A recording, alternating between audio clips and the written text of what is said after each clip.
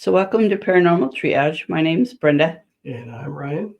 and this is the beginning of our journey and the story we want to share with you about how we started and how we came to be as Paranormal Triage, and maybe to explain what the spiritual awakening means to us. So, I know we did our individual intros about how each of us came to believe in the paranormal, spirits, ghosts, however you want to label it. So we kind of want to touch on that tonight. And if you have any questions, please leave comments and thoughts, ideas, your own personal experiences, and we'll get back to you and answer any questions you may have. So I know for me, I talked about when I was younger having connections with things that didn't make sense to me. I don't know if you had that for Mm, yourself when you were younger, but I certainly did. no, I really didn't have it like that. I mean, I'll talk about some of my experiences, but it's mostly as a young adult, not really as a kid. Yeah. So for me, I think I've always been a little bit sensitive. I really didn't know what that meant. Um, so over the course of the years and getting older, it's starting to become more clear that I'm potentially an empath. So I think as an adult, my first experiences, I lived in a house with my young girls, and it was a two-bedroom house, and we kind of lived in a rough neighborhood. And after we moved into this house, I did discover that there was a murder that took place in the next yard over, and it was like a year prior to me moving into that house. And we didn't have an attic, but we had a crawl space. But when we were watching TV, you would hear somebody walking in the attic we didn't have. That's the only way I can explain it. Yeah. And it wasn't raccoons or mice or rats or anything like that, because living in the rural area, you get pretty used to those sounds. And me and my girls would just kind of look at each other, and we would turn What the is TV that? up and just kind of go about our night. So, yeah, we just kind of left it at that. At that time, I wasn't into ghost hunting or paranormal. I didn't even know what that meant. Of course, we all know about demons and Ouija boards, but as a kid, I never messed with that stuff. And then we ended up moving across the way to another, well, it was in the same town, but it was the next main rural road over. And at that time, I became an EMT. And I've been asked a lot if I ever had spirits visit me, but at that time, I wouldn't have known because I didn't know, what that Hmm. meant. I didn't have Yeah. I wasn't aware of the feelings I was having, and if I was having them, I didn't understand what they were, and you just kind of brush it off as being like weird or Yeah. Just, my head's playing with me or my eyes are playing with yeah, me. or I'm having anxiety. Who Yeah. knows? I'm Raising kids tired. gives you a lot of anxiety. Yeah. So, um, I did have this traffic collision. Um, it was a couple of boys that got hit on a moped, and those boys were friends with my kids, and they had sat on my couch, been to my house, visited, Hmm. the one boy passed away. He was my patient, and that night he came to see me, and it was pretty strange because you get tired on those types of calls. It's very draining and it's emotional, and people get emotional, and it was a pretty crazy call. I'm not going to go into too many details about it, but our calls get pretty crazy sometimes. And so I was in my room, and I kind of live in a trailer where bedrooms are on each end of the house, and then you have these vents that have light in them, and the light would kind of shine through. So I was kind of laying there in my bed, and I open my eyes and I see the typical big black ball light that everybody talks about. I guess it's not light, it's just a ball of darkness. And it scared me so much I jumped out of my bed, and I'm like, holy cow, what was that? And I'm like, no, I'm just stressed out from this call we had. And I ended up putting a nightlight in the wall, and I stack all my pillows up against the wall on my bed because now I'm kind of freaked out. And as soon as I closed my eyes, I had a little bit of pillow in front of me, and I kind of laid down sitting up, and I closed my eyes, and it almost felt like somebody did a full hand slap on the pillow. And I could hear it, and I could feel it, and then a cold wind blew across my face. And I know it was that boy. I know it was him. And I think he was just trying to tell me, hey, I'm okay. We're okay. And that's when I realized that there was more to the spirit world than I was willing to accept. So that was my first experience. That kind of brings up a thought that I've really never thought about before until right now. But when you're responders out there, and if there's any responders watching this, you kind of know that when you deal with some crazy calls and traumatic stuff, your brain sometimes does some weird things, and you know relive the events, once in a while. But that's a very distinct feeling, and I feel like what you're describing is not that. It's something different. Yeah.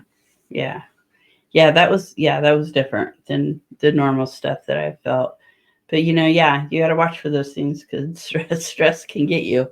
But I moved on, and I didn't have any more experiences after that. He visited me one time, and that was it. At least not until later. Not until later.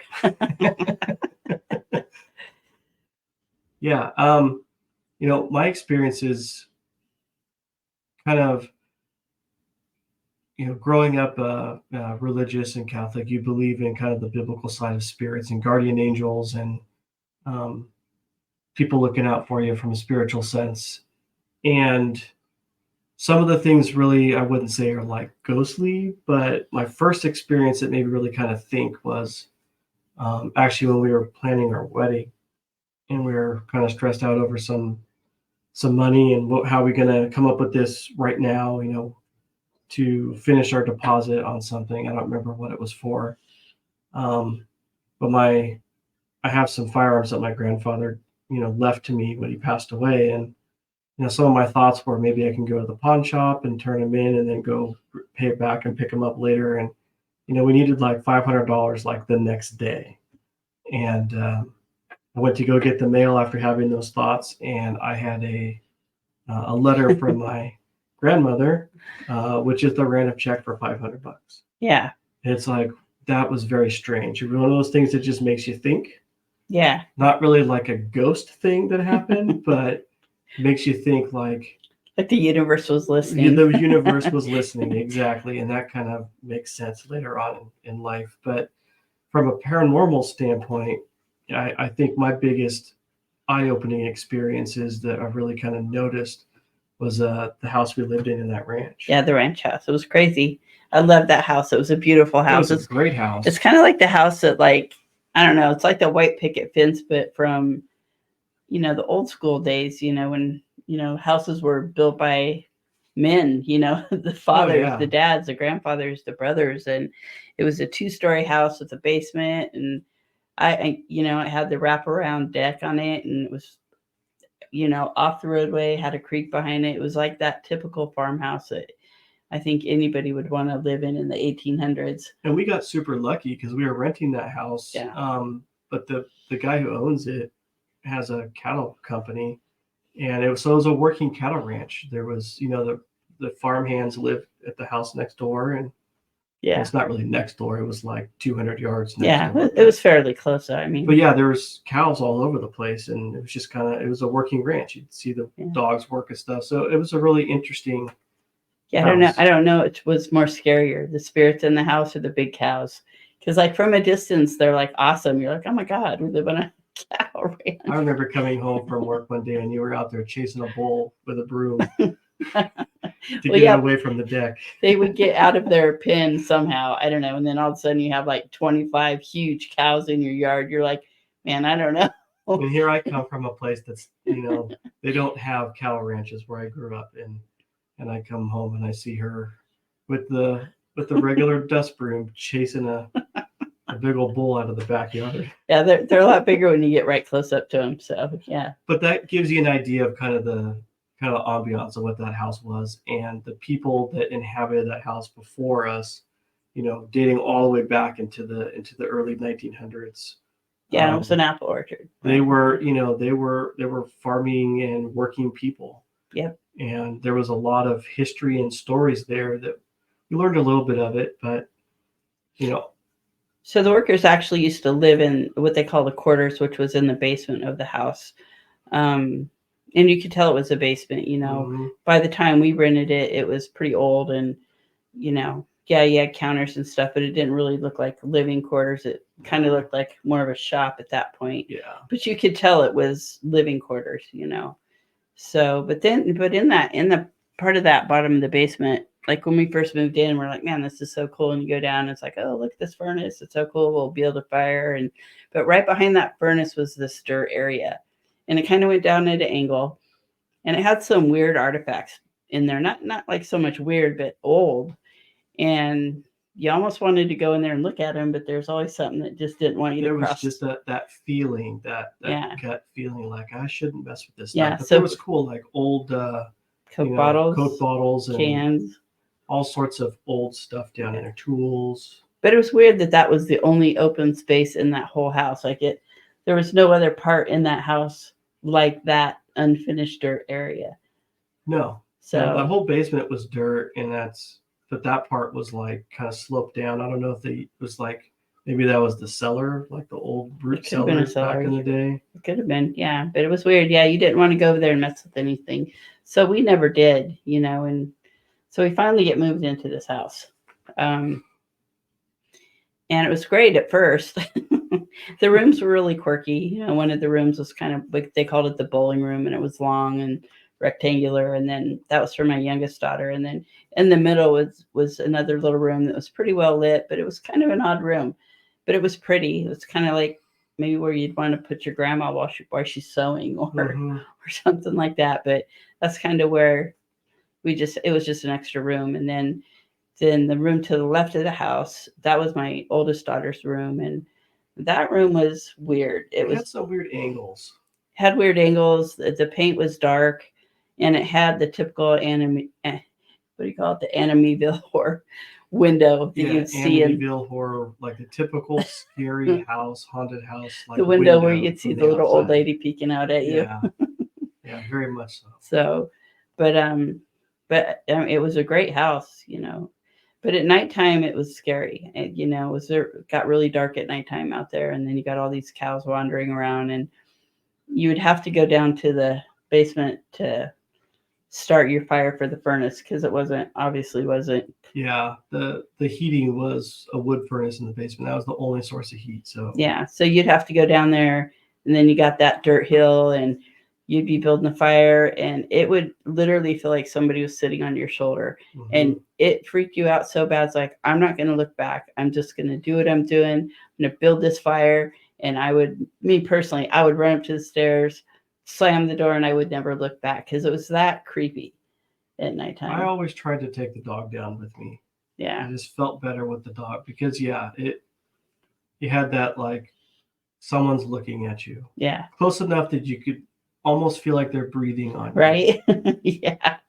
It was strange. I have never had that scared feeling in any other house that I've ever lived in. Even when the boy that passed away in my other house came to see me, that didn't even scare me as much as going down to build that fire in the furnace. And then when nobody was home, like I said in my other video, that, I would kind of hide out in my bedroom, because I was truly scared, and I can't really say why. I mean, it just got dark, and just the whole ambiance of the house changed. So. And the thing about it is, like, other than being a little creepy and having those feelings, I personally never really experienced anything like actual paranormal until we were moving out of that house. Yeah, we weren't watching shows back then. There was no Ghost Adventures for us. There was no paranormal. Yeah, I mean, we were 360 or 390. There was no Dave Schrader's and Zach Bagans and things of that nature. Not for us. No, we hadn't been exposed to any of that entertainment yet, so we really weren't watching anything like that. Yeah. So we lived in that house for a year, and I can't say nothing really negative or bad happened. It was just creepy.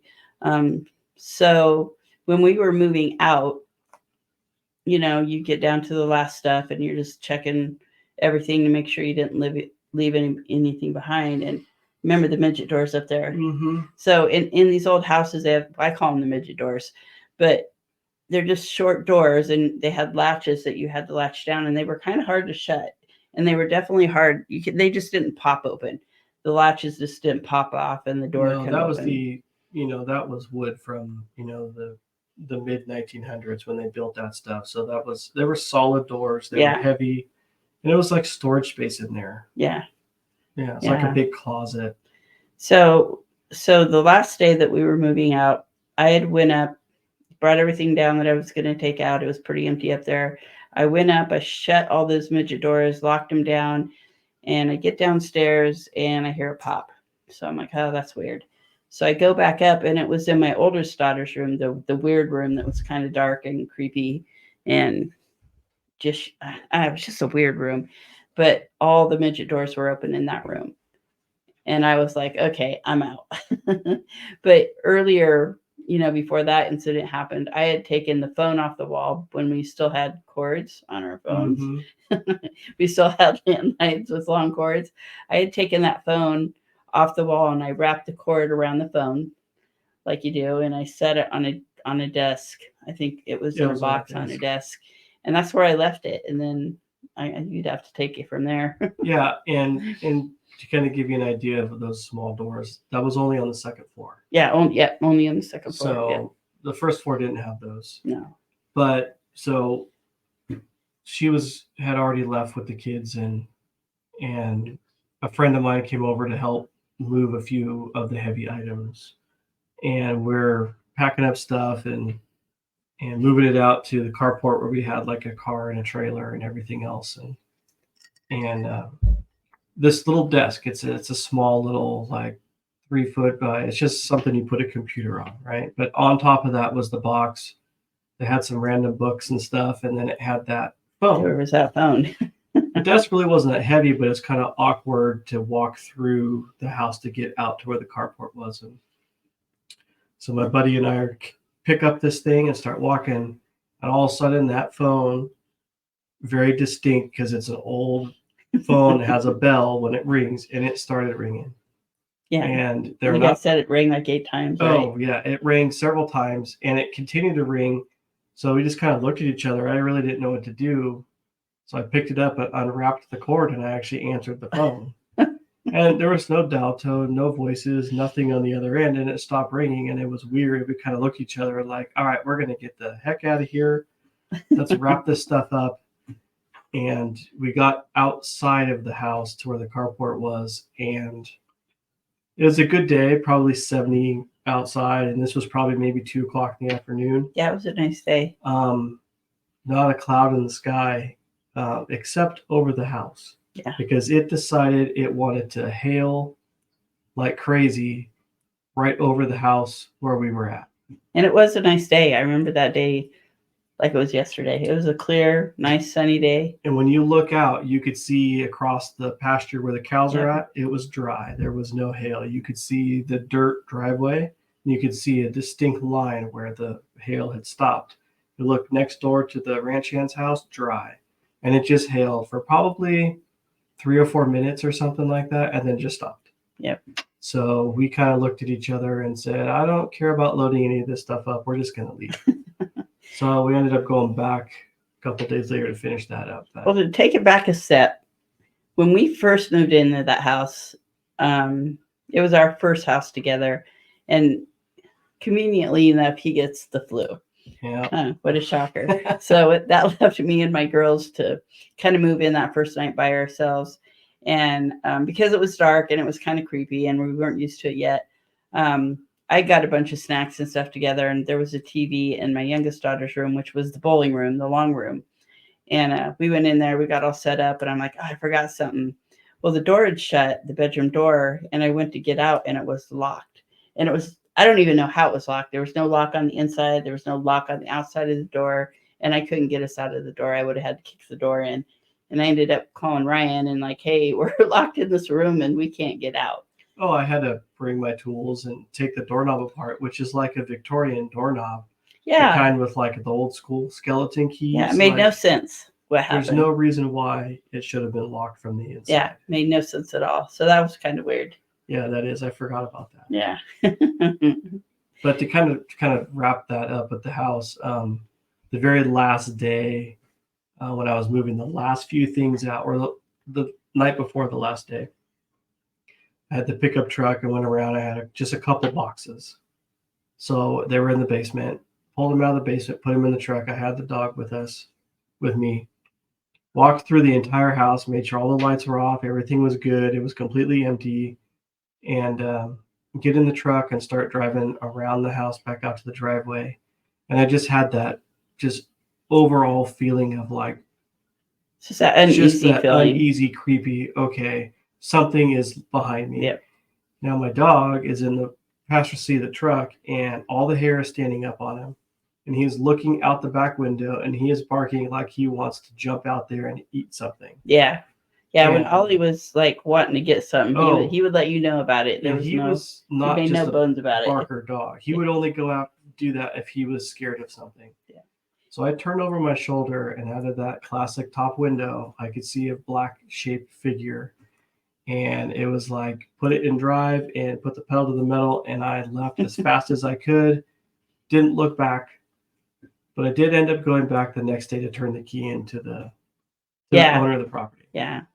And that window was a weird way. I mean, anytime you left the house, you just didn't look back at that window because you always thought there was somebody staring at you. You just knew if you looked back, there was going to be something there. So it was just better not to look and not invite that in. And when I turned the key in, I kind of jokingly explained some of the stuff that happened to us over the last few days of wrapping up our moving. And he told us that he and his friends have had similar experiences in that house. Yeah. So, but I kind of feel like that was the beginning. Like the beginning of all the stuff that happened.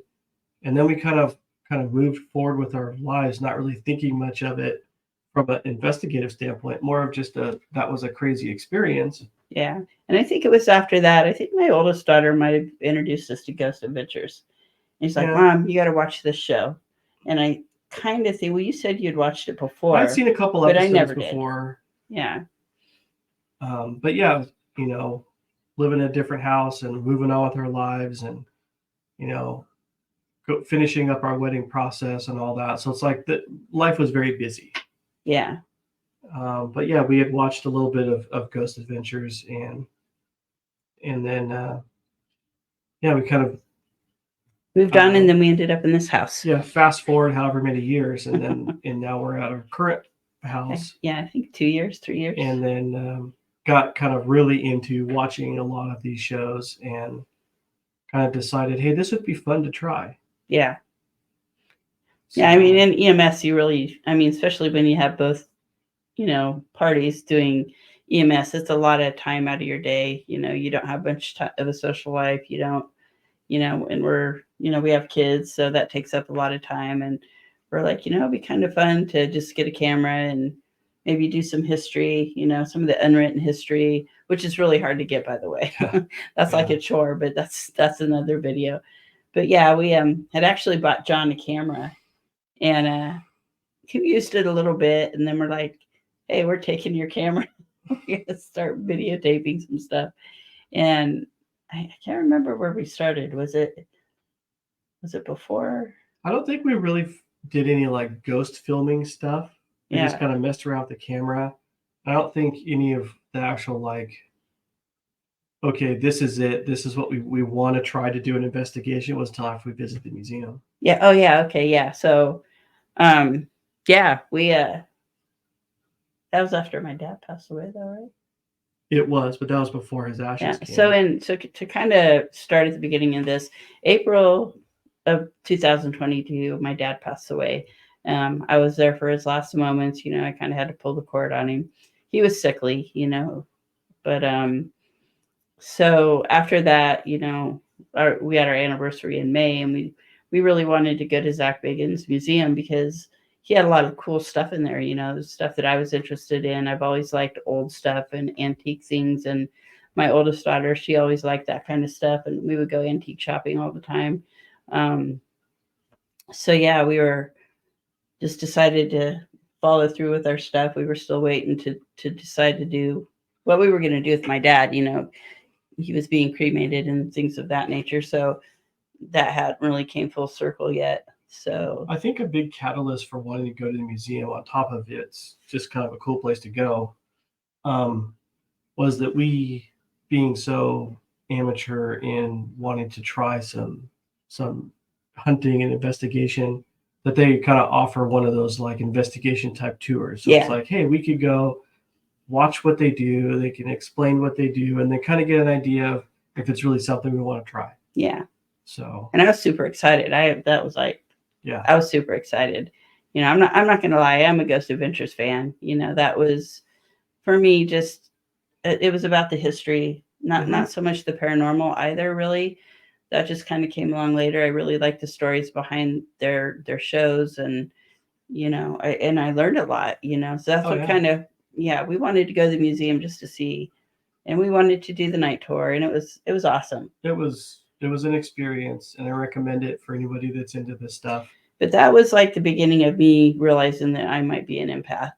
So I don't really remember exactly when everything really started, as far as like, there's something weird going on. I don't know if it was here or if it was after we went there, because when it was before we went to the museum. Yeah, so there was some stuff going on, but I didn't really understand what was going on. So we went to the museum, and right when I stepped into that place, man, it just hit me like a ton of bricks. I was getting all those weird feelings and kind of dizzy and kind of a little off par. And in certain rooms, you know, it was a little different in every room, because every room there is different and has a different story. So different places were kind of affecting me, but I didn't realize that as soon as I was going to walk in the door that I would have some kind of reaction. And that was just walking into the lobby. Yeah, we only made it to the lobby. Start the tour. Yeah, and I was like, man, I feel really weird right now. And I mean, people can say, oh, well, you were just having anxiety and you were excited, or maybe you were spooked. No, it wasn't that. This is midday, because we did the daytime tour, then we went back and did the nighttime thing. Yeah, and it's kind of a feeling that I can't explain. It's really hard unless you're one of those people. It's really hard to really put it into terms that other people can explain or can understand. Yeah. So, but that was kind of, at least, you know, the experiences we had there, and we will dig deep into that in another time. But that was, we had some really interesting and I guess kind of groundbreaking type experiences, at least for me, that was like, okay, now I want to know more. Yeah. Right. So I'm going to talk a little bit about the museum, because it kind of goes to what starts transpiring after that point. So we did the night tour. It's about, I think it was 10 people, and they divided the people up into groups. So 10 people would be upstairs, and then you would have 10 people downstairs. Yeah, or at different parts of the museum. Throughout the museum, so you're not bumping into each other, and you kind of have a little bit of privacy. So we were going through the museum, and I'm trying to remember where I had my first weird experience. I mean, because there's so much in the museum, and we ended up having a little tag along. This young girl, I don't know if she came there by herself, but I think we made her feel safe. So we kind of had a little bit of a tag along. We didn't know that till a little bit later, but it's like, hey, wait a minute, this girl's following us around. Not that we minded. I mean, you know, the more the merrier, you know. You know, I remember even before we did the nighttime tour, there was a few things that kind of made me question if it was an experience or not. But I feel like I got poked in the back, like just a finger poke. Yeah. So we went into the Kevorkian. That was in the Kevorkian that was room. We were standing next to the Kevorkian's van, and it just kind of, there was no one behind me. It just felt like a little poke, not hard or painful or anything, but enough to get your attention. And I think, now that I think back on it, I think it was when we were standing at the stairwell above the demon chair. So they have the demon chair there, and if you know Ghost Adventures, you know what I was talking about. But I think that had to do with an exorcism, and there was so much stuff right in that little area. Yeah, there was a lot. So when I got to the top of those stairs, I got real dizzy, real lightheaded, just super off par. And I'm like, wow, this isn't right. You know, there's something here. I can feel it. I can't really explain it. But, you know, when you're first discovering that you might be a little different, as far as whether you're an empath or you're a medium or you're a psychic. I'm definitely not a psychic. But I think when you have never really talked about it and have never really opened the door to that, it's confusing. Well, those feelings are so foreign. It's got to be, you know, I'm not like that, so I can't really speak to that, but I can imagine that it would be scary and weird. Well, And most days I'm like, I think I'm stroking out. I know I'm stroking out today. I'm gonna have a stroke. Until I understood it, because that's almost kind of what it was like. It's like I felt like my eyes were twitching and I was doing weird things, and I'm like, okay, I think I'm stroking out. Do the test on me. So, but yeah, so the museum was really fun. I do recommend going. I mean, there's a lot of places you could go that are so cool, but I do love museums, and that was really fun for me. So that when the nighttime tour came, is really when there's certain areas where I thought it was going to be a lot of activity and kind of scary, which ended up not being. And then yeah, kind of like the nonchalant walking down the hallway, and then you hear some like yelling and screaming and the disembodied voice type screaming. So yeah, so there's a thing about opposing mirrors. So in the museum, there's a long hallway with opposing mirrors, and they claim that creates a portal for spirits to be able to travel.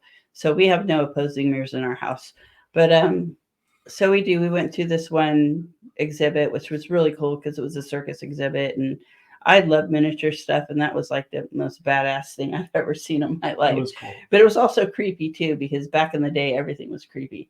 I don't think I would have wanted to own a baby doll back in the day because they were creepy. I had a life-size doll when I was in the third grade, and that thing scared me. So we were going through this hallway, and I think we got through it, and then I came back for some reason. And all of a sudden, I hear like this disembodied female's voice scream, and we all heard it. Well, me and Ryan heard. I don't know if anybody else heard it, but we were kind of the only ones in there. And I'm like, oh my God, did you hear that? And he's like, yeah, I heard that. So it was real. And it wasn't like, people are like, oh, they probably just put a recording in there. I don't think, honestly, they would put that much time into something just to fake it. No. And it wasn't fake. Now that we've kind of progressed in our journey. Based on some of the feelings in it and how I've heard and seen things. And I actually got scared. I mean, for a minute it was like, hey, did you hear that? And then all of a sudden it was like I had this sense of urgency to like run to this person, because I almost felt like they were in trouble. And it was like that panic, like, oh my God, I got to get to this person. And then I got scared, and I literally pushed my way out of the hallway. People are like, are you okay? I'm like, no, I'm not okay. I mean, that was the weirdest thing I've ever felt or heard or went through. Yeah, it was a unique sound. And you almost felt kind of helpless, not being able to, well, maybe that's the first responder in us, but I don't think so. I think that might be the first responder coupled on top of kind of your empath type stuff, because I felt that sound of distress. Yeah. But I didn't feel like I needed to run towards it. Yeah, let's run towards the bad stuff. But it's in our nature. What can you do? I mean. So then we went into, so our other experience was in the Dybbuk's box room. And the Dybbuk's box goes back to the Holocaust. So I think it started with a lady who lost some family. And they wanted to get rid of, gosh, don't quote me on, it's been so long since I've read that story, but it had to do with the Holocaust. The lady wanted to get rid of the bad spirits, so it has to do with trapping stuff in this box. So you want to trap the bad spirits in this box. So they put all this stuff in them. It's almost kind of like locks of hair and this and that, like trinkets. Supposed to keep them in there. Yeah. So, and you're not supposed to open these Dybbuk's boxes at all, because it would bring bad luck, and whatever's in that box is going to come out. Mm-hmm. So the big thing when we went in there is Zach Bagans and Post Malone had an incident there before Zach actually covered this Dybbuk's box so nobody could actually access it or touch it or open it. It's layered up now. You can't. So, and I'm sure you can find that video on YouTube, but yeah, they were messing around in there, and Zach, I believe he opened the Dybbuk's box, and something happened to Post Malone. He didn't open the box. I think he opened just the glass thing. So he took the small glass thing off of it that he originally had on, and then something happened, and Post Malone had the string of bad luck after he left, and so Zach decided that it would be safer to contain whatever this was. So now it has this really cool case over it. It's huge though. It takes almost the whole room up. And then it's big. I think there's like Hebrew There's because it's prayers or Hebrew. It's rooted in the Hebrew and Jewish faith. And it's all etched in the glass all the way around. It's in the glass. Yeah, etched in the glass all the way around. So I'm assuming that keeps whatever's in that specific one, because I think there's 10 Dybbuk's boxes. And Zach supposedly has the most dangerous Dybbuk's box. Yeah, and he has several others that are kind of laid throughout that room too.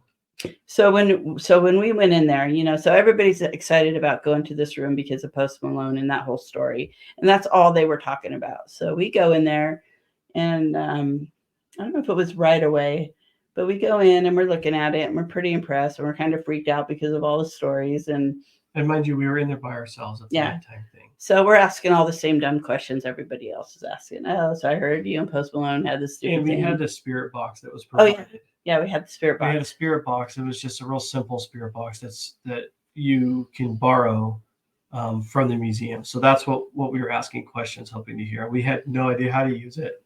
So we really weren't getting anything out of it. Other than just white noise. Speaking to our boss. So we had no clue what we were doing. We're just kind of like, hey, I guess we'll try this. So we're in there, and like everybody, had already been in there to ask the same dumb questions about Post Malone. And then it had dawned on me that, hey, wait a minute, this is from the Holocaust. And when you're investigating, you can't just ask random questions like, hey, ghost spirit, come up here before me, I want to see you, without really having any substance behind your questioning, because most of the time you won't get anything. If you're lucky enough to get anything, it is investigating. So, it takes patience and time, and you can go through a whole investigation and get nothing. And then you can go through one where you're getting everything. And then you're like, is this really happening? But so we go in there, and I remember this is the Holocaust thing. And then Ryan, you decided to separate. Well, we were standing together, obviously, because it's a little bit scary. It's dark. We don't have no cameras, right? So we're not looking through a night vision camera. We're not looking, we don't have any night vision goggles or anything. You got to kind of walk slowly, tread lightly. There's a little bit of ambiance light in there just so you don't fall over in those places. But this specific room was dark. And they actually have one of the, staff that works there that kind of post up outside the door so that there's not a lot of people going in. So they give you a little bit of time to just go in with your group of people.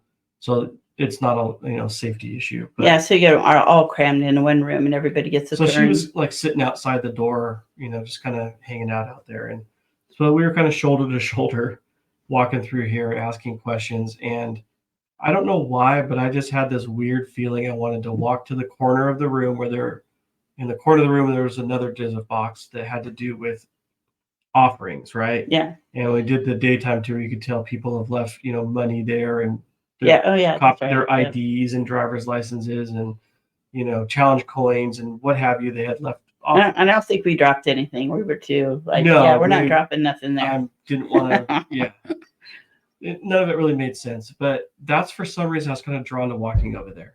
I didn't tell her, I didn't say anything. I just kind of like started walking over there. And it's only 8 feet, 5 feet or something away from each other. But that happened to be the exact moment she was asking questions that were related to the Holocaust. Yeah. So I didn't want to ask the Post Malone questions because it's like, this is kind of generic. This is from the Holocaust. So I, started saying, hey, I know you're from the Holocaust. Can you tell me something about it? Can you? Yeah. And I don't even remember what I asked, to be honest. But it absolutely brought the fear of whatever you want to believe in into me when that REM pod went off. Because I didn't know what a REM pod was. Yep. I didn't even know there was one in that room. And I thought it was kind of like a fire alarm or something. But when that thing went off, man, I swear I jumped out of my skin. Yeah.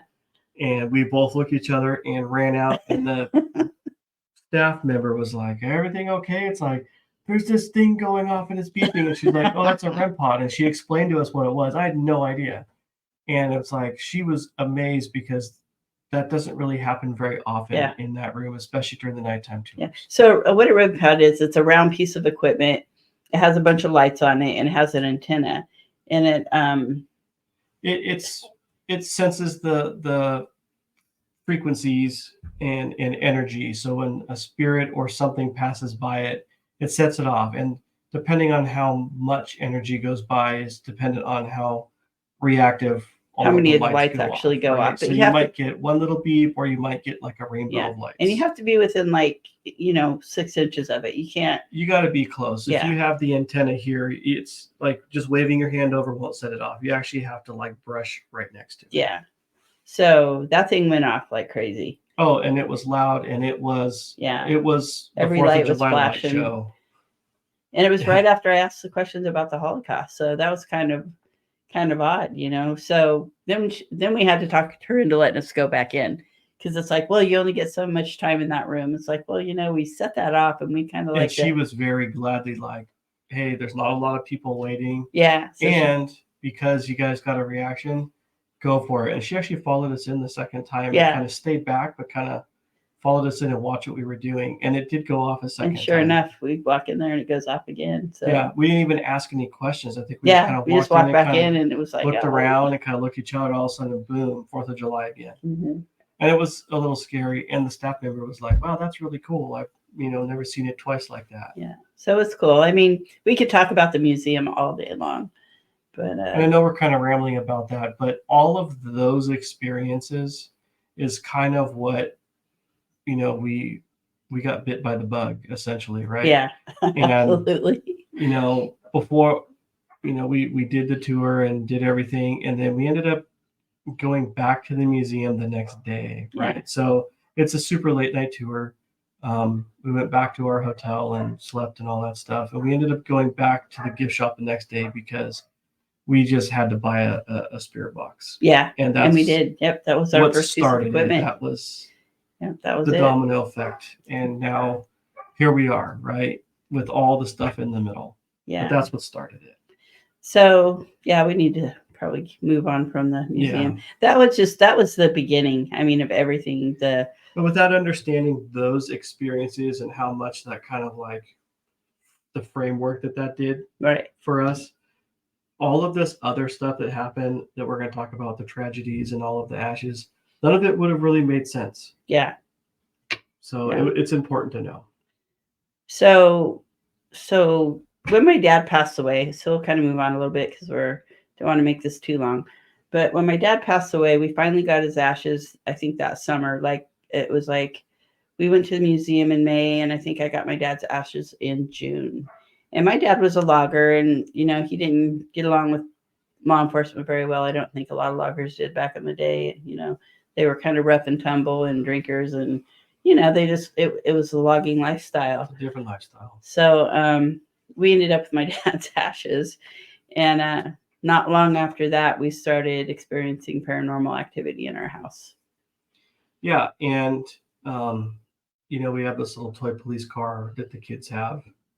And it's not motion activated. You actually like have to push the little light bar down to get it to go off.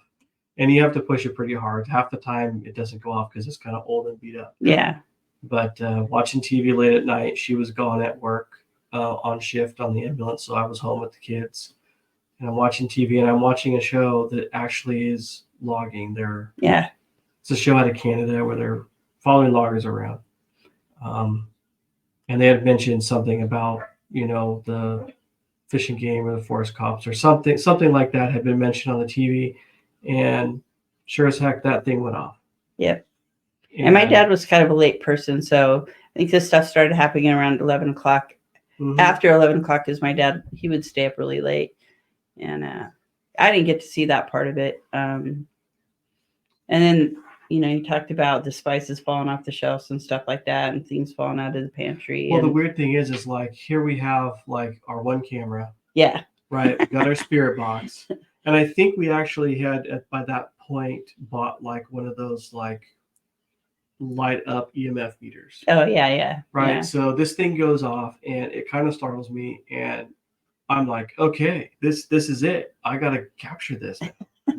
So I run out to the bedroom and get all the stuff and bring it out to the living room and get it set up, and nothing. I must have spent an hour asking questions and doing this, not having any clue how to do it or what to do. Yeah. With nothing. So it's like, well, maybe it was a fluke. I don't know. But then that's when the spices and stuff started to fall. Yeah. Stuff out of the pantry started to fall down. Yep. More toys going off. Yeah, and then I think the first time that my first toy incident was, we have a ball for the kids that has ABCs on it, and you have to hit it pretty hard for the ABC to go off. It'll just go A, B, C, and that's all it does. There's no laughing, there's no animals barking or cats meowing. It's just, but you have to hit it. I thought it was kind of hard and weird that it would be such a complicated toy to make go off. But I think Ryan was sitting on the couch, and I was walking across the living room, and that ball was sitting there. And I just passed the ball, and a child laughed, and it came from the ball. And I just stopped in my tracks. I'm like, what the heck? Oh, we both heard it, and it was like, well, really? Yeah, you were nowhere near touching it. And I'm pretty sure we probably got our stuff out then, and probably nothing. And nothing. Yeah. But then over the course of the time, we did start getting like a little bit of light anomalies. And we're at that point, we're like, is it bugs? Is it anomalies? Are they really orbs? Because there's a lot of, back and forth about whether orbs are real or not. And I do have on our YouTube channel a book that I read about orbs. So you can always go there and check it out. The book is interesting. Why not read it? I think it's pretty cool. But so to kind of fast forward some more, 7 months later, my daughter was hit and killed here in town. And it was tragic. And we ended up bringing her ashes home. Yeah, I mean, there was this, we're kind of condensing that time frame, but when something like that happens, there's a lot of red tape and stuff. So there was a lot of kind of time, months that it kind of spanned before we brought her ashes home. And but going back to the empath part of it, the night before my daughter was killed, I had a dream, and I was to give you a little bit of idea about my daughter. She was autistic. She had a lot of trauma in her life, and she became homeless. Unfortunately, the state wouldn't let me step in and save her. So it was a lot of heartbreak over a matter of 6 years, So I had this dream about her, and I'm running through these homeless camps that I'd been to before, and I was in a panic, and I was running, and I was using foul language. I won't repeat what I was saying in my dream, but I was like, where is she? Where's Leanne? I can't find her. Where is she? And everybody's like, I don't know where she's at. And I came up on her boyfriend, her, homeless boyfriend. And I was like, Jason, where's Leanne? I have to find her. Where is she? And he's like, I don't know. And I just kept running. And then I find her. I don't want to get too graphic, but I guess it kind of, it's weird, but I don't know if you've ever seen Silence of the Lambs, where the officer gets killed in the jail cell when they have, whatever. Hannibal, there you go. Hannibal was in the jail cell, and he ends up murdering the cop, and then he hangs him up like an angel, but I think he skinned him.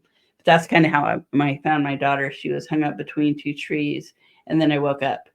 And then, lo and behold, she calls me that next morning, and I wasn't going to go down to see her, and I was like, I'm going to go. So I go down, and we have that talk that most parents don't get. And I love you, we'll fix this. Things will get better. And, we came to some agreements, and then 4 hours later, she was gone. She got hit by a car, and she was gone. So we brought her ashes home. Mm-hmm.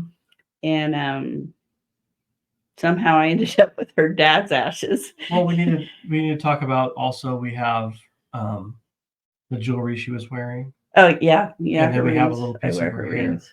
We have a locket of her hair, the rings. The medics kept her alive long enough for us to get up to the hospital and see her and say our goodbyes. And once again, I had to make that decision.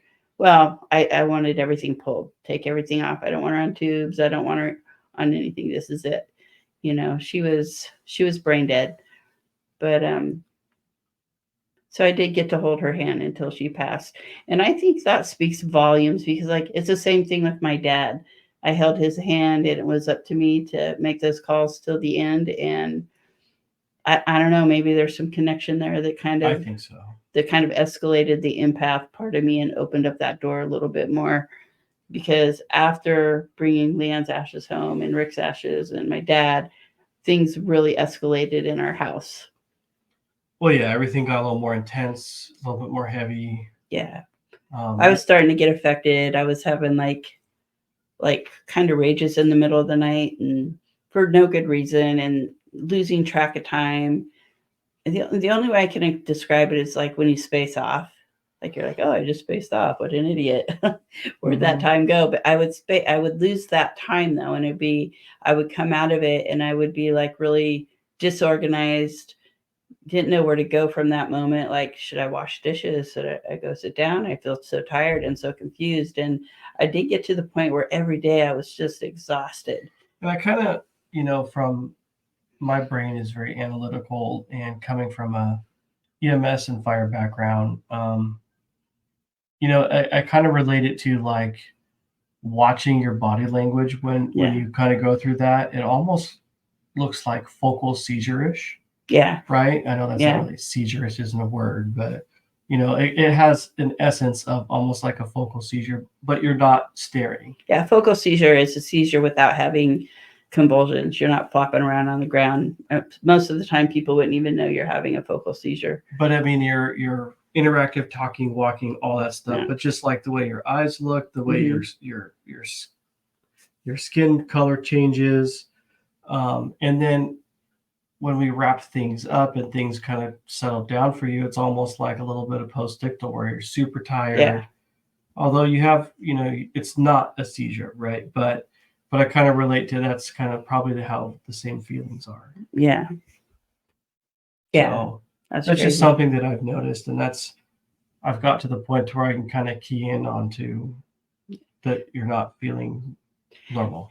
Yeah, so by this point, we're starting to play with our cameras in our house. And we were really investigating our house because they tell you not to investigate the house. But we started capturing things in our lens and on film, and it started taking us down the rabbit hole. Yeah, it all started with, okay, we, spent way too much money on Amazon. Yes. Yeah, we spent a lot of money on a couple other websites that specifically sell paranormal stuff. We could be a store right now. But it's like, okay, we have this stuff. How do we don't really know how to use it. So it's like, we're just going to start playing with it. Let's see what the settings do. Let's see how it works. Let's turn it on, turn it off, do it in the dark, do it in the light, whatever. In our living room, we set it up and we turned the lights off, and it was like, wow, what am I seeing? Yeah. Because this doesn't make sense to me. Yeah. It wasn't normal stuff. It wasn't something like you would expect to see. And it was made you question it. And then as we've did that more and more, we wanted to keep kind of looking at that stuff, right? Because now it's like, oh, now I have to look. Yeah. Right? Yeah. It's like the bad car wreck. You're driving by. It's like you have to. You can't look away. It's like, right. So that now becomes like our mission on a regular basis at night. After all the kids are in bed and everything's all put down from that sense, it's like, okay, let's see what we can capture. But then it's also kind of coinciding with some of the feelings you're having. Yeah. Oh, absolutely. Yeah. I mean, we started feeling the cold spots in the house. Certain rooms I would get more affected than other rooms, especially in our hallway. That would be like a main fairway for energy and things like that we started to notice. And then the orbs we started calling them orbs, but then we kind of dropped back to calling them light anomalies. Because like I said, orbs are kind of like that argument everybody could have. Oh, it's water, it's dust, it's this, it's that. Well, we're kind of starting to figure it out. Well, we've seen so many things, and we're at the point now where it's like, we don't want to be just the group that says, oh, this is what we have. Yeah, absolutely. So we've turned into like our goal is to prove it not paranormal. Yeah. In order to prove it paranormal. Yeah, absolutely. So everything we find, it's like, let's find every ounce of evidence that can prove that it's not something paranormal or it's explainable. And if we can't explain it, then it's an unexplained anomaly. Yeah. I think that's a good way to describe that. Yeah. So we're on the spiritual awakening now. I mean, we've taken it beyond that now because I think that's another show because we kind of want to just baby step into this. It's a lot, to try to cram into an hour, and we're coming up on an hour here, but there we could talk for days about all the stuff that we captured in our living room and the feelings that I've had and having to accept the fact that I could be this empathic person. And I'm not afraid of it. I'm not sure where I want to go with it. So I've kind of held it at bay a little bit. So we're going to fast forward a little bit so we don't keep you here for another 2 hours because we could be up all night doing this. Talking this much. So we've seen an ad for a show, and we really just wanted somebody to come in and confirm what we were capturing. Is this what we're really capturing, or is this just our imagination? Yeah. Because you go back and forth about it. You almost lose sleep over it sometimes because we have seen shadows in the house. We've seen shadows in the hallway. You're catching things out of the corner of your eyes. You might hear something. I hear people that aren't there. I don't have schizophrenia. Well, not that I'm aware of. I don't think I do, but I might have it after this. We're also kind of going through kind of like waves up and downs of kind of like not negative or bad, but like kind of like that days where she's super affected, super dizzy, everybody's short-tempered for a couple days type of thing. Like we're obviously being affected by something. Yeah. Right. I don't think it's necessarily evil or bad or negative, but there's something going on. Yeah. It's not demonic. And we really thought, hey, this would be fun, but more so of is this real? Is this in our head? What are we capturing? Is this real stuff? Yeah. So we sent a video in to this team, and lo and behold, they emailed us. And I'm like, oh my God, they emailed us. And I'm like, in my mind, I'm thinking they're never going to come. What we gave them in video is so stupid. We're going to waste their time. We're going to be all embarrassed, and we're going to feel like idiots. And so they wanted to see more of what we had. And after that, we had captured my first serious episode of vertigo where I had to actually sit down. Yeah. I was so dizzy and so affected. I had to sit down to kind of compose myself. And we captured that on video. And so the guy goes like, yeah, I want to see that. So I'm like, I don't know. This is just, I don't know. So we sent it in anyways. It was like, all right, we're pushing you guys to the front of the storyboard. In no time was our intention to ever be on TV, to go that route. We just wanted somebody to confirm, are we really dealing with something paranormal, or is it just our flippant imagination? And maybe I'm really stroking out. I don't know. And even now, we've gone through the motions of putting together this YouTube channel and Facebook and all this stuff and making a logo and do these things. And yeah, we have a team. We have other members that do this stuff with us. But and as you follow and learn, this is that journey of kind of looking beyond what is the norms and finding our spiritual awakening.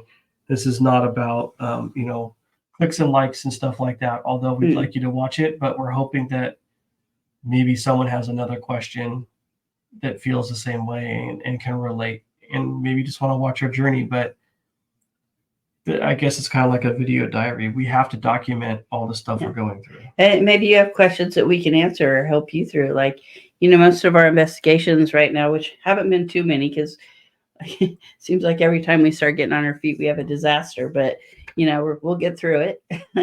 But if you have questions or you want to email us, we have a website and we're available to talk to. If you want us to do an investigation, that's great. We don't charge for anything, but this isn't to get famous. Like Ryan said, we're not wanting clicks.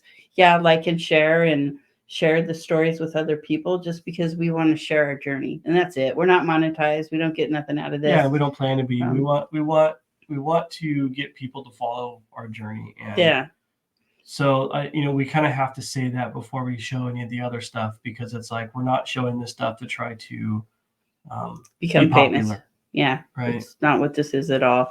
It's in all of this. We're just there's so many other stories that are kind of like ours that there has to be something to this.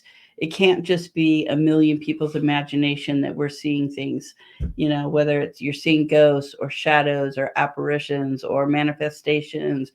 um, I don't invite demons into my life, but not to say that it can't happen. So for those who are just starting out in this, like we did, and we're still super green, we want to share the do's and don'ts, what not to do and what you can do and what you need to do, because we're learning from other people that have been in this business for a long time.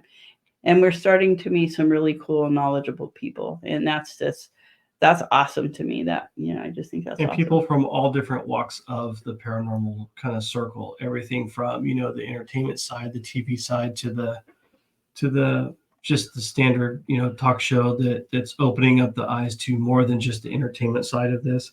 And that's kind of where we're at. We're not kind of in one specific box. No. And we're not going to try to make our videos super long like this one. This is going to be kind of an extra long video, but we don't want to lose you as viewers. Because we want to share the story. We want you to understand the whole thing. And there's so much to it that it's hard to just cut it down. And this is the condensed version I was talking about it, because it's, Yes, this could be a 4.5 hour talk about all of this. And we're going to try to drop some videos here and there to kind of show you some of the things that we've caught from the very beginning. So we're going to show you a video. This wasn't the video that made us send our footage into this show. This actually happened 3 days before this crew showed up to our house. They said, don't investigate your house anymore. And we're like, okay. But we got a new camera and we were just kind of playing around with it. And I'm like, well, this is boring. So we actually got my daughter's little urn of ashes out. This is the only second time that we'd ever done that. And her locket of hair and a little teddy bear she had written all over. And one of the reasons my daughter became homeless and became mentally ill, she lost a baby 3 weeks to her due date. So in some of the footage before, I kind of noticed that there was this. I guess it'd be like an initial anomaly and then a follow-up kind of smaller anomaly. And it was a pattern. It was like when you saw the one anomaly, this other little one would follow the anomaly out. And they would always go the same direction, always. And the second anomaly was kind of childlike. That, it kind of had childlike movements, the way a child would move. One would be kind of direct in its movement, the other one kind of bouncing around and stuff, but in the same direction. Yeah. So I always kind of equated that to my daughter and her daughter. So I very much feel like her spirit's in this house, and I very much feel like her daughter's spirit's in this house. So this was a video that we weren't even really investigating. This was a new camera. I was sitting in my living room. I was sitting on the floor in pitch black. Ryan had the night vision camera. This is more so, we got this full spectrum camera. We got infrared light on, and it's more of like hey, let's just see the settings, see what it is. And then we got bored, like you said, and it kind of turned into... And it turned into this, which was... an impromptu investigation. So this is the video we're going to show you here.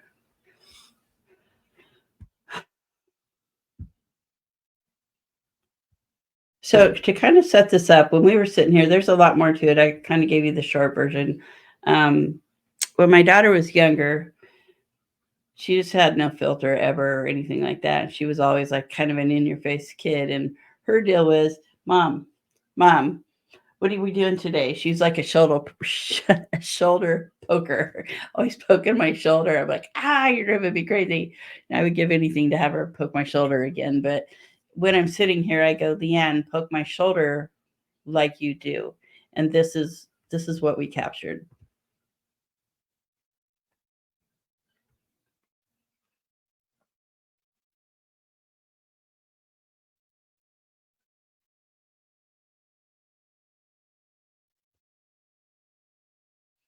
So that's it. Maybe we can slow it down a little bit. Sometimes when we slow the video down, it kind of takes away a little bit of it. So yeah, watch closely. You can see it again. So you'll see after I say poke my shoulder, everything in front of me is her ashes, her locket of hair. You'll see a manifestation, and it'll be right in front of me, and it'll go to the left. Mm-hmm.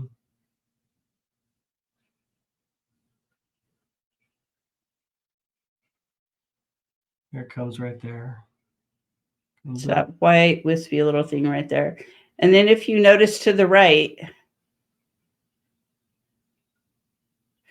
so that one's kind of hard to see in the slow motion. yeah, Hannah, which is she comes out from right here. She pops up, she does a little bounce, and she bounces down the hallway past me and follows who I think is Leanne. So you can maybe see it. Sometimes it depends on your computer, and I'm pretty new at editing, so I'm a little challenged in this. But look to your right, it'll come out right here.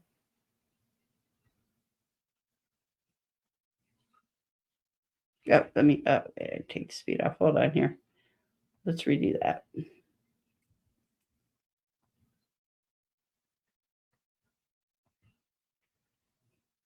Okay, so you'll notice the second one come from right there.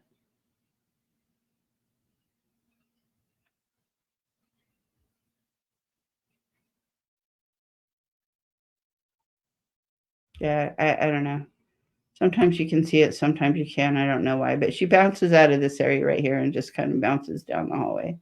So, and we'll post this video too at some point, right? Just the raw video. Oh itself. Yeah, we're gonna. So you can watch it over and over and critique it and say whatever you're gonna say and look at everything. But, I mean, that's pretty significant thing that comes out of the carpet there, kind of out of nowhere, and it looks very distinct. Yeah. And I've never seen Ryan react to anything really, and he lost his voice, couldn't talk. But I will make that a shorter version, so people can see the full video, but not in this hour of us doing this. Yeah, and maybe we'll break down all of our feelings and all that stuff, and we'll have like an actual video on that. But we'll post the video so you can see it. Yeah, but that was pretty amazing. Oh yeah. And it's quite the capture for a couple of beginners. So, and it was crazy because I see it clear as day. I'm just looking at the little LCD screen on the camera, and I reacted to it, and I had some very, very unique physical reactions. I felt like I had the wind knocked out of me when that passed by me, and that's why I couldn't really talk. And then it got a little bit creepy when you see stuff like that. You don't know how to react to it because I've never seen it before. And the thing is, I don't see it because I'm in pitch black, and I'm at one point I'm like, you need to calm down. Calm down. Just calm down. What do you mean just calm down? I just watched something appear on the carpet. Yeah, but then I went back and watched it. I'm like, holy cow, that is just completely insane. So all of this led to this next clip we're going to show you. Hopefully we don't get dinged for this on YouTube. But we sent our video to Ghost Ventures House Calls. I never really thought that they would call us. We kind of did it just to be fun. I mean, yeah, we wanted somebody to come, and I seen the scene, and it's like, well, let's send it in. I actually made a video from my work, and then, of course, I had to redo the video, but they ended up coming to our house, and they spent 3 days at our house and confirmed quite a bit. So in the show, obviously, it's entertainment. So there's always an entertainment element to these shows. I don't discount their work. It's not for me to say, oh, you guys are frauds or this or that. I think everybody adds their own spin on things, and they always have something to bring to the table. Had it not been for this show, I don't know if we would have ever been here. Now, in saying that, do I agree with the way shows always present things? No, I don't. But that's not my deal. I'm just here to share my story. These guys just happen to be a part of it. I have never met a better crew of people. Oh, they're fantastic people. Everybody from the production people, the producers, the people, driving the vans to the actual guys. Like, everybody was super respectful. They were nice. There was no dramatics behind it. Yeah. Because you think really in the beginning, you think, oh, only like 5 people are going to show up. No, this was a flipping production. No, yeah, it was a production, and they had a lot of stuff going on. And when people hear, oh, it's a production, they think of like, oh, it's fake or whatever, dramatized. And yeah, they have to do certain things to get all the stuff in order to make their episode, all the extra shots that they do of the front of your house, back of your house, doors opening and closing. They interview you separately, so they have to film all that, and they have all the lights and cameras and action and all that stuff for that. But our story is very real. What you see in this house, for the most part, is very real. Like I said, we're not here to make money, to be famous, to do anything. We just wanted to get some confirmation, and we did get that. And the negative stuff that was at our house is now gone. Yeah, a lot of that kind of like negative, heavy energy. Yeah, that's gone. It went away. But we still are very much active in this house. Yeah. And it's all good stuff. It's all stuff that's good, and it's not really scary. And someone else in the industry had told me, I'll kind of talk about this while you're setting up this clip, that he believes that how you are in life is how you are in death, or in your spiritual realm, whether you want to call it your soul or your spiritual universe, wherever you're at there. So yeah, I mean, I feel like if you're a nice person in life, then you're going to be kind of a nice person when you're a spirit, when you're I remember on that screen. And if you're kind of like a jokester or kind of a butthead when you're alive, that's might be how you are when you're in the spiritual universe messing around. So I really feel that some of the spirits were related to some of the ashes that we had, not the ones we still have, but we did remove at least one set of those ashes. Yes, we did. And they did some cleansings and things that's something that we don't really understand, but we'll get there, and we'll share some of our. Yeah, that's all part of our really good, though. Yeah, it's all part of our journey, but it's all good things that have been kind of left here, and those are the things that we want to continue to be here, because you don't always have to just be scared and don't interact with spirits, especially when they're your family. Yeah, absolutely. It doesn't always have to be a scary thing. It's not always a demonic thing.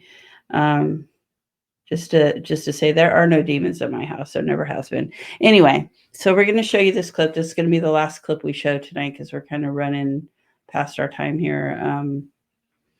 Let's see here. Gotta do this. So this is Ghost Adventures House Calls. It's a spinoff. It's a spinoff from the original Ghost Adventures, and we're season 2, episode 2, and it's Shasta Lake Emergency. So it kind of makes us laugh. That's what we call the Hollywood side of things. Yeah, and I understand it's the entertainment value, and that's part of what they do. But they are legitimately paranormal investigators. They've obviously been doing it for a long time. They're very professional. The way they approached everything was very professional. And what you see on there is what actually happened. Those were the feelings that we got. Those were the things that happened. So we're only going to show you the intro to this. If you want to watch this episode just to get a sense of what we really went through, it's Discovery Plus, Travel Go, Discovery Go, Amazon Prime. Anywhere that you can stream anything, it's Discovery Channel.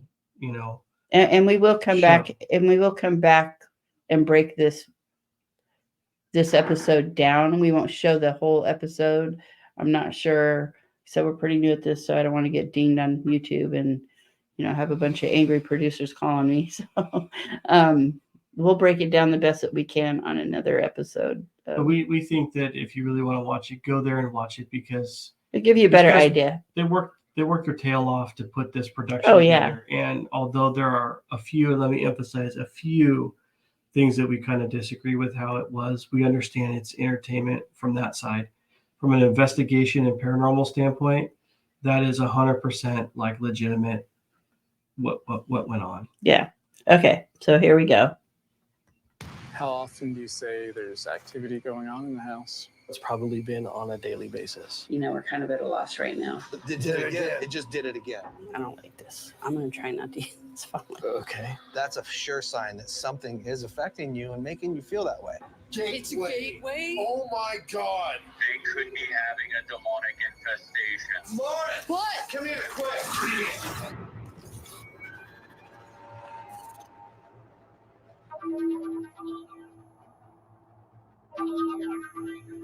Okay, I'm gonna call the guy. Okay, so that's about all we're going to show you on that. So, like I said, or like we both said, if you want to really get an idea of what we really went through, watch this episode. Like Ryan said, some of it we don't really 100% agree with, and that's kind of the beginning of this episode, but it's okay. We understand it. We're not angry, not mad. We are kind of grateful for the experience, and we hope to have more experiences with different paranormal teams and going to Paracons and things of that nature to learn more about where we want to go with this. So, Not everybody is a fan or believer or whatever in any of this stuff to begin with, and then when you throw in, entertainment and TV shows, people tend to, especially in the gist I've gotten in kind of the paranormal world, there's certain people that are just, nope, it's scripted, and certain people are like, yeah, it's about making money. I get it. It's entertainment. They're selling a TV show. yeah. But the experience we had was real. Yeah, very real. The investigation side of it, the evidence that they captured is real. And a little teaser, watch the episode because some of the stuff that they captured looks very similar to the stuff that we captured. Absolutely. Yes, very similar. So, I guess we can break down more of that stuff later and then follow along with the journey that we have. It's our spiritual awakening. It's hers independently, it's mine, and then ours collectively. And then a lot of it will make more sense when we, yeah, and hopefully it'll open the door for you. I mean, we're all spiritual in different ways, it's just, there's so much more that we're going to share down the road. It's kind of fun to be open-minded and wonder what else is out there and what all this means, because I don't believe when we leave our physical bodies that's it. We run on energy. We eat food that gives us energy. We, this earth is runs on energy. So I can't believe that frequencies and energy. Yeah, I can't accept the fact that, when you die, you're done. I don't get that feeling. And your higher power, whatever that's your God, whatever that is for you.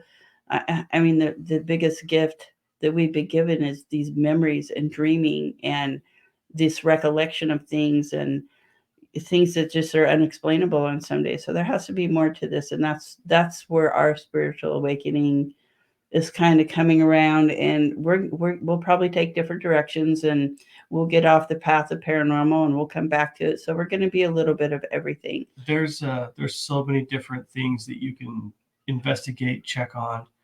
We're going to continue to do paranormal investigations in our search for other people that are similar to us so that we can share our experiences and document their experiences. That's kind of really what this is about. It's not about proving that paranormal activity exists, because I think that's already been done.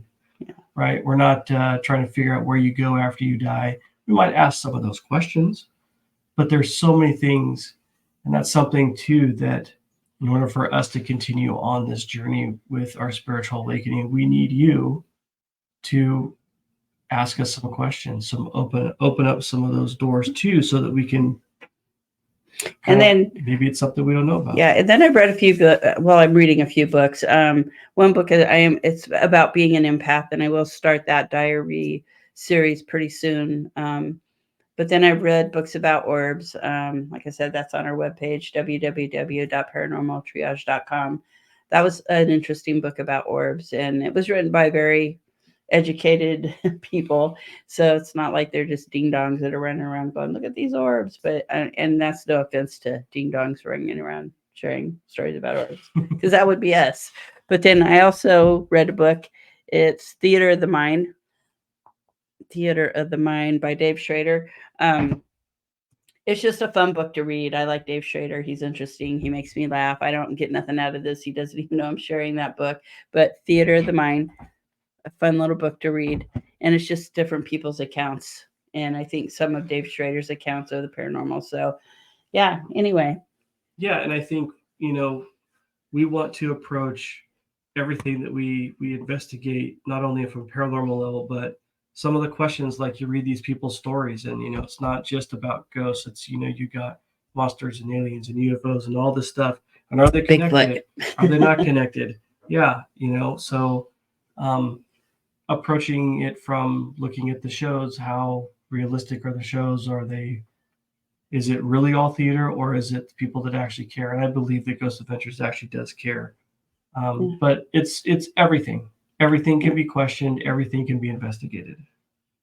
All right, cool. Yeah. Well, thank you for joining us. And I know this was a little long-winded, but thank you for watching. Please like, share, just share our story. Like I said, we're not monetized. We just want to share stories, and we want you to know what you have to say about it. So please comment.